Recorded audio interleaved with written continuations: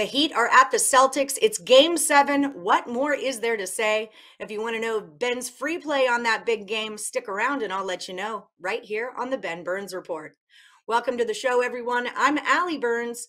Ben regrets he can't be here with us today. He's drafting his fantasy water polo team. However, he does send his warmest regards as well as his best 2 free picks of the day.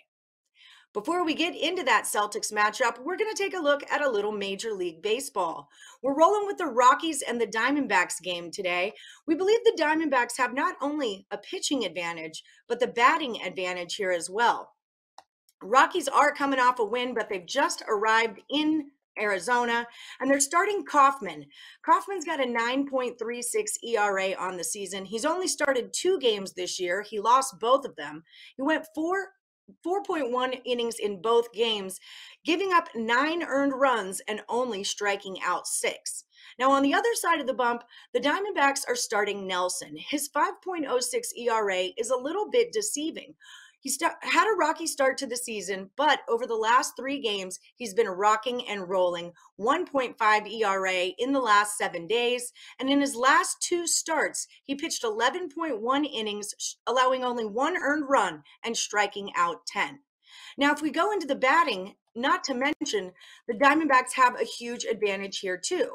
If you take out Rockies' game yesterday against the Mets, where they had an anomaly, scoring 11 runs in the first 5 innings, you'll see in the 4 games before that, they were only able to ring up 1 in the first 5, whereas the average for Diamondbacks is 2.7 in the same amount of time.